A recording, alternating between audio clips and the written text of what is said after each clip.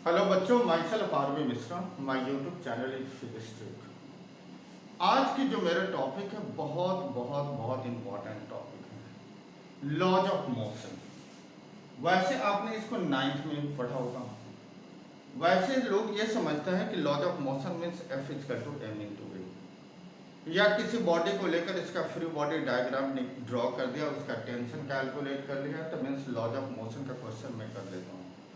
लेकिन laws of motion बहुत ही concept है और बहुत कुछ इसमें समझने की जरूरत है। Laws of motion chapter due to Aristotle and Galileo, इस चैप्टर को हम प्रोसीड कर पाएंगे। मतलब इनर्शिया का कंसेप्ट गैलीलियो के थ्रू हमें मिला, लेकिन गैलीलियो के एंट्री से 200 ईयर्स पहले एरिस्टोटल का लॉ है। मतलब इसी के थ्रू आप लॉज ऑफ मोशन में एंटर अप कर रहे हो। मीन्स जो हमारा लॉ ऑफ इनर्शिया मीन्स यही हमारा न्यूटन्स का फर्स्ट लॉ है। और लॉ ऑफ इनर्शिया वैसे हम न्यूटन्स लॉ बोलते हैं, लेकिन इसका इन्वेंशन तो स्टार्ट हो गया था एरिस्टोटल से। एरिस्टोटल के ही लॉ को गैलीलियो ने मॉडिफाई कर दिया। मीन्स इसमें जो करेक्शन था उसको इसने करेक्शन गैलीलियो ने किया, और यही से इसने लॉ ऑफ इनर्शिया बताया। तो गैलीलियो का फर्स्ट हम एरिस्टोटल का बात करें, he was the Greek scientist. इसने क्या बताया कि कोई भी ऑब्जेक्ट नेचर में हमेशा उसका नेचुरल स्टेट होता है रेस्ट की।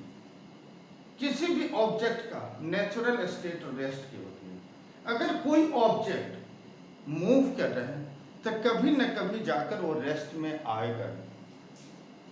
ये हमारा एरिस्टोटल का एक्सपेरिमेंट है। अगर हम उस पर एक्सटर्नल फोर्स अप्लाई करें तो फोर्स अप्लाई करने का पर्पस ये है कि उसको कांस्टेंट स्पीड में, मतलब कांस्टेंट वेलोसिटी में हमें रखना है। तो सिर्फ एक्सटर्नल फोर्स का, जो गैलीलियो एरिस्टोटल ने बोला कि ऑब्जेक्ट, हर एक ऑब्जेक्ट का नेचुरल स्टेट होता है रेस्ट का। अगर हम फोर्स, अगर एक्सटर्नल फोर्स अप्लाई करेंगे तो उसको कांस्टेंट मोशन में हम रखेंगे, मतलब उसकी वेलोसिटी कांस्टेंट। ये हमारा एरिस्टोटल का एक्सपेरिमेंट था कि फोर्स का पर्पस क्या है, तो कांस्टेंट वेलोसिटी को मेंटेन करने का। लेकिन आफ्टर 200 इयर्स गैलीलियो का जो एक्सपेरिमेंट है, गैलीलियो ने यह बताया कि कोई भी ऑब्जेक्ट ऐसा नहीं है कि उसका नेचुरल स्टेट हमेशा रेस्ट का ही होगा। क्योंकि अगर हम एक्यूरेटली देखें तो nothing is absolute at rest. तो नेक्स्ट जो इस पर एक्सटर्नल, जो एरिस्टोटल ने बोला कि एक्सटर्नल फोर्स अप्लाई करके हम बॉडी को कांस्टेंट यूनिफॉर्म मोशन में हम रखते हैं। गैलीलियो ने बोला कि कांस्टेंट एक्सटर्नल फोर्स हम अप्लाई कर जो फ्रिक्शन की फोर्स एक्ट कर रहा है उसको काउंटर करने के लिए हम एक फोर्स अप्लाई कर रहे हैं। This is the external force. External force किसी भी ऑब्जेक्ट को कांस्टेंट मोशन में रखने के लिए, कांस्टेंट मोशन में रखने के लिए जो हम एक्सटर्नल फोर्स अप्लाई कर रहे हैं उसका पर्पस क्या है, तो अपोजिट डायरेक्शन में जो फ्रिक्शन एक्ट कर रही है उसको काउंटर करने के लिए हम एक्सटर्नल फोर्स को यूज करते हैं। तो एक्सटर्नल फोर्स का पर्पस क्या हो गया, यहां counter torque, counter force act करे। This is the external force. और काउंटर फोर्स किसका है, फ्रिक्शनल फोर्स का काउंटर फोर्स जो एक्ट करेगा, दिस इज कॉल्ड अप्लाइड या एक्सटर्नल फोर्स हो गया। तभी ऑब्जेक्ट कांस्टेंट मोशन में होगा। तो दोनों के एक्सपेरिमेंट में, मतलब इसने बताया जरूर है कि फोर्स, एरिस्टोटल ने यह बताया कि कांस्टेंट मोशन होगी अगर हम एक्सटर्नल फोर्स लेंगे, लेकिन कांस्टेंट मोशन तभी होगा जब नेट फोर्स उस पर जीरो होगा। तो नेट फोर्स जीरो करने के लिए अगर हम केवल अप्लाइड फोर्स, हम फ्रिक्शन की बात ही नहीं कर रहे हैं, तो बॉडी एक्सेलरेट कर जाएगी। तो गैलीलियो ने यही बताया कि फ्रिक्शन के बराबर एक काउंटर फोर्स हम अप्लाई कर रहे हैं, एक्सटर्नल फोर्स, और तभी बॉडी यूनिफॉर्म मोशन में होगा तो एक्सटर्नल फोर्स का पर्पस क्या हो गया कि counter force is equal to applied force. External force is the counter force. This is the counter force is the frictional force due to, मतलब फ्रिक्शन का counter force is the external force. तो दोनों force अगर equal हो जाएंगे तो net force body पर zero होगा, तो बॉडी यूनिफॉर्म मोशन करेगी। तो यही लॉ ऑफ इनर्शिया यहाँ गैलीलियो ने दिया। गैलीलियो के अकॉर्डिंग अगर सिस्टम पर किसी भी बॉडी पर अगर नेट फोर्स जीरो होगा, मीन्स अगर एक्सटर्नल काउंटर फोर्स जो फ्रिक्शन को बैलेंस करने वाले एक फोर्स अगर ये दोनों फोर्स अगर इक्वल होगा तो बॉडी यूनिफॉर्म मोशन में होगा। तो हमें क्या लॉ ऑफ इनर्शिया है, द बॉडी विल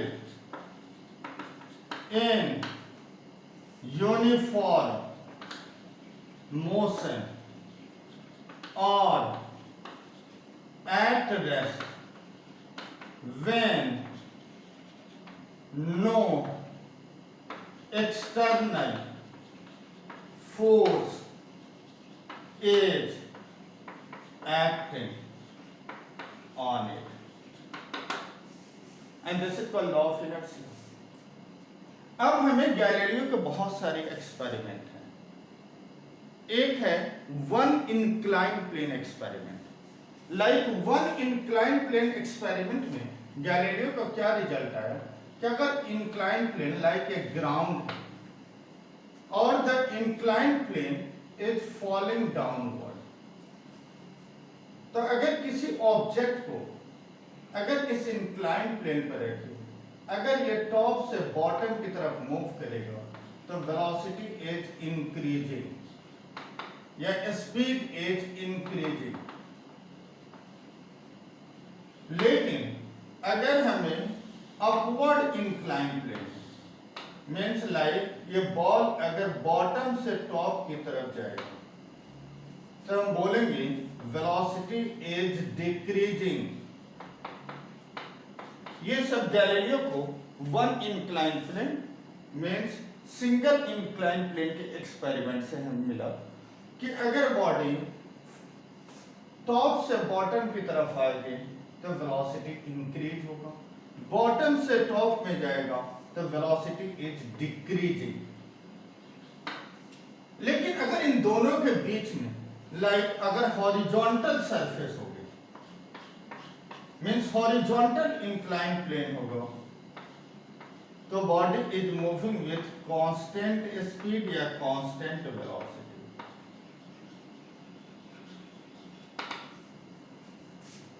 मीन्स जो गैलीलियो का first incline plane experiment Galileo को बोलते हैं कि अगर हमारा इन बॉल अगर इंक्लाइन प्लेन से डाउनवर्ड डायरेक्शन में टॉप से बॉटम आएगी तो इससे रिजल्ट गैलीलियो को यही मिला कि वेलोसिटी इज इंक्रीजिंग। अगर बॉटम से टॉप में जा रही है मीन्स वेलोसिटी इज डिक्रीजिंग। अगर इन दोनों के बीच में मीन्स हॉरिजॉन्टल अगर प्लेन होगा तो velocity is constant because net force on the body is zero means. लेकिन ये कंडीशन कब होगा कांस्टेंट वेलोसिटी, जब ये स्मूथ इंक्लाइन प्लेन होगी। स्मूथ होगा तभी हो सकता है, अदरवाइज क्या होगा इस केस में अगर फ्रिक्शन के कारण वो कांस्टेंट वेलोसिटी एक्ट नहीं कर पाएगी। लेकिन वो फ्रिक्शन का डिस्कशन यहाँ पर सिर्फ हमने ये बताया था गैलीलियो एक्सपेरिमेंट में जो एक्सटर्नल फोर्स है वो तभी ऑब्जेक्ट को कांस्टेंट स्पीड पर मूव कराएगा जब फ्रिक्शन हो। यहाँ पर अप्लाइड फोर्स नहीं है, इसका मतलब फ्रिक्शन एक्ट करेगा। फ्रिक्शन एक्ट करेगा तो कांस्टेंट वेलोसिटी मेंटेन नहीं कर पाएगा। तो एक ही पॉसिबिलिटी है कि हम एज्यूम करें that the surface is a smooth surface, तभी एक कांस्टेंट वेलोसिटी। गैलीलियो ने एक हाइपोथेटिकली इसने ये सोचा कि अगर पेंडुलम बॉब है, जैसे स्ट्रिंग है, यहां से एक बॉब हैंग करने में, अगर हम इसे डिस्प्लेस कर दें तो दिस इज कॉल्ड, जहां पर ये हैंग कर रहा है this is called mean position, और जहां तक मैक्सिमम डिस्प्लेस होकर जाएगा this is called extreme position. जहां तक मैक्सिमम डिस्प्लेस होगा this is called extreme position. तो उसने हाइपोथेटिकली एक एक्सपेरिमेंट ये सोचा कि अगर किसी स्ट्रिंग से एक बॉब को हैंग कराएं तो जितना ये एक्सट्रीम पोजीशन मीन से एक्सट्रीम पर जितना यहाँ राइट को मूव करेगा उतना ही मीन से एक्सट्रीम तक उतने ही लेफ्ट को मूव करेगा। तो उसने एक एक्सपेरिमेंट ऐसा किया जिसमें कि दो इंक्लाइन प्लेन को एक साथ मर्ज करा दिया और फिर उसने देखा कि क्या रिजल्ट मिलेगा। अगर हम इसको हम बोलते हैं सिंगल इंक्लाइन प्लेन एक्सपेरिमेंट और सेकंड अब हम करेंगे डबल इंक्लाइन प्लेन एक्सपेरिमेंट। ये सब गैलीलियो का एक्सपेरिमेंट है क्योंकि जो लॉ ऑफ इनर्शिया है ये गैलीलियो का इन्वेंशन है। गैलीलियो का इन्वेंशन है law of inertia.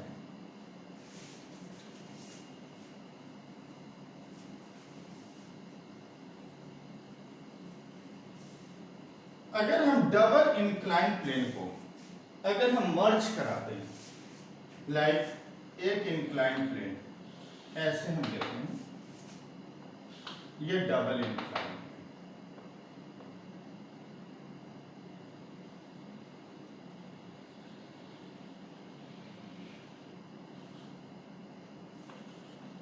Double incline plane. तो गैलीलियो का एक्सपेरिमेंट ये था कि अगर ये दोनों साइड में अगर हाइट इक्वल होगा, अगर हम बॉल को यहां से ड्रॉप करेंगे तो जितनी हाइट ये है h, अगर ये हाइट भी इक्वल है तो जिस हाइट से हम रिलीज करेंगे उतनी हाइट को ये गेन करेगा। लेकिन ये तभी पॉसिबल है जब सरफेस स्मूथ हो। अगर फ्रिक्शन नहीं होगा, अगर फ्रिक्शन इसमें एक्ट करेगी तो जिस हाइट से हम रिलीज कर रहे हैं यहां पर आकर बॉल रेस्ट में आ जाएगा और फिर से रिटर्न हो जाएगा। मतलब उतना हाइट तभी पॉसिबल है जब हम एज्यूम करके चले the given surface is the smooth surface, तब ये पॉसिबल होगा, अदरवाइज ये पॉसिबल नहीं होगा। सेकेंड, अगर हमने सेम हाइट के लिए अगर हम इंक्लिनेशन को बढ़ा दें, लाइक हम ऐसा लेते हैं,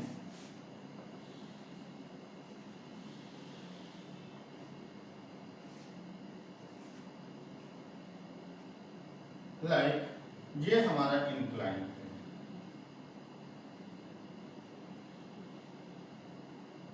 अगर हमने इंक्लिनेशन को कम कर दिया, ये हमने एज्यूम करो लाइक 60 डिग्री और ये हमने एज्यूम कर लिया 30 डिग्री। अगर हमने बॉल को यहां से रिलीज करें तो ये सेम हाइट, अगर ये हाइट h है, ये हाइट h है, तो सेम हाइट गेन करने में ये डिस्टेंस मोर ट्रैवल होगा ये s2 compare to this distance, means s2 greater than s1।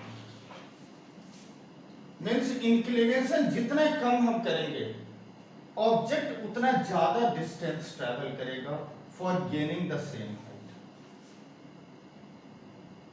मतलब गैलीलियो का एक्सपेरिमेंट है डबल इंक्लाइन प्लेन के लिए। फर्स्ट केस में अगर दोनों का इंक्लिनेशन, इन दोनों का इंक्लिनेशन अगर सेम है, अगर फ्रिक्शन एक्ट नहीं कर रहा तो सेम हाइट गेन करेगा, सेम डिस्टेंस यहां से यहां तक जितना डिस्टेंस है उतनी ही डिस्टेंस यहां से यहां तक ट्रैवल करेगा। लेकिन अगर हमने इंक्लिनेशन को कम कर दिया तो यहां से यहां तक आने में जो डिस्टेंस होगा उससे ज्यादा डिस्टेंस यहां से यहां तक आने में ट्रैवल करना पड़ेगा for gaining the same height. ये डबल इंक्लाइन प्लेन का सेकंड एक्सपेरिमेंट। इसका मतलब उसने ये रियलाइज किया कि अगर ये इंक्लाइन प्लेन है और दूसरे इंक्लाइन प्लेन को अगर मैं हॉरिजॉन्टल कर दूं तो इसका मतलब ये है कि बॉल h हाइट गेन करने के लिए, सोचो कि ये इंक्लिनेशन हमने कम किया तो डिस्टेंस ज्यादा ट्रैवल करके h हाइट गेन किया। तो अगर हम इंक्लिनेशन को टेंस टू 0 कर दें तो h हाइट गेन कहां करेगा ऑब्जेक्ट? At infinity. मीन्स इसको ज्यादा, जितने कम इंक्लिनेशन हम करते जाएंगे उतना ज्यादा उसे डिस्टेंस ट्रैवल करना पड़ेगा। मीन्स इंफिनिटी पर जाकर ये बॉडी, ये बॉल एक हाइट गेन करेगी। द बॉल, तो यहां पर हमें क्या रिजल्ट मिला? If θ1 and θ2 equal means S1 S2 के equal for gaining the same height। लेकिन यहां पर सेकेंड एक्सपेरिमेंट है, this angle is θ1 and this angle is θ2। if θ1 greater than θ2 means S2 which is greater than S1 for gaining the same height। Means इसको ज्यादा distance travel करना पड़ेगा same height gain करने के लिए। But if θ1 this and θ2 is 0 means the body will gain the same height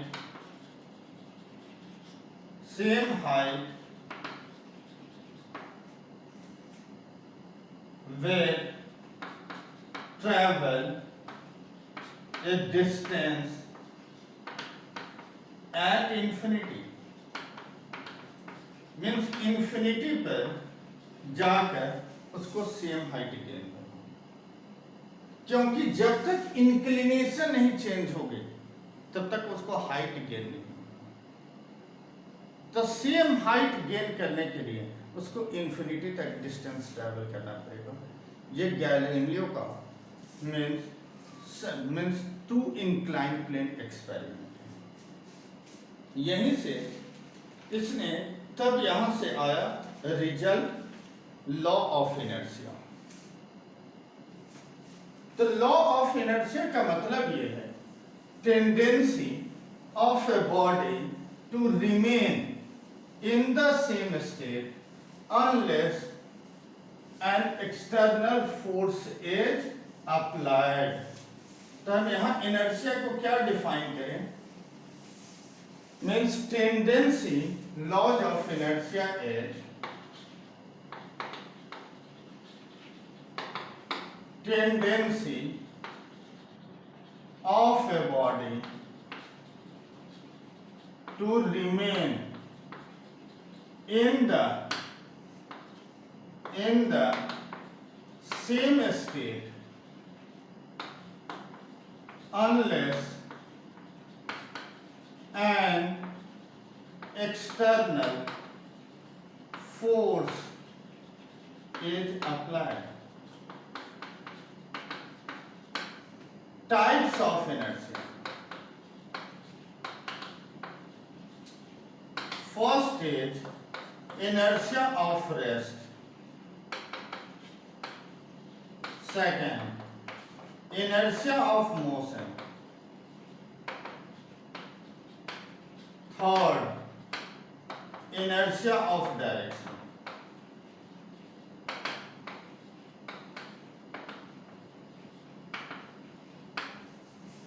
inertia of rest का मतलब क्या है? tendency of an object at rest, this is called inertia of rest। मतलब किसी body का टेंडेंसी हमेशा रेस्ट में रहने की, मतलब इसका मतलब वो जिस स्टेट में है उसी स्टेट में उसकी टेंडेंसी होती है रहने की। लाइक जैसे हम बस में बैठे हैं और इमीडिएट बस स्टार्ट हो गई तो हम बैकवर्ड डायरेक्शन में मूव करते हैं, क्योंकि हमारे टेंडेंसी बॉडी का रेस्ट में रहने की है। तो this is the best example of inertia at rest. Inertia of motion, अगर मूविंग बस में इमीडिएट ब्रेक अप्लाई होगा, अगर इमीडिएट ब्रेक अप्लाई होगा तो हमारी बॉडी बस के साथ मोशन में है तो उसकी टेंडेंसी हमेशा मूव करने की होगी। लेकिन ड्यू टू ब्रेक हम फॉरवर्ड डायरेक्शन में मूव कर जाती है, क्योंकि बस इमीडिएटली स्टॉप हो जाती है, लेकिन हमारी टेंडेंसी मूव करने की है तो हम बस के साथ मूव करना चाहते हैं। Inertia of direction best example है टर्निंग ऑफ बस। किसी टर्निंग पर अगर हम देखें, लाइक हम विंडो साइड में राइट साइड में बैठे हैं, अब बस टर्न हो गई, तो हमें लगता है कि हम विंडो के आउटवर्ड डायरेक्शन में, हम आउटसाइड में, मीन्स अगर लेफ्ट टर्न होगा तो हमारी टेंडेंसी आउटवर्ड मूव करने की होगी, अगर राइट टर्न होगा तो हमारी टेंडेंसी लेफ्ट को मूव करने की होगी। Means this is best example of inertia of direction. तो हमें उम्मीद है आपको इनर्शिया समझ में आ गया होगा। तो हमें जो इनर्शिया का कंसेप्ट आया वो गैलीलियो से आया। अब हम नेक्स्ट वीडियो में हम डिस्कस करेंगे Newton's first law. Okay, all the best.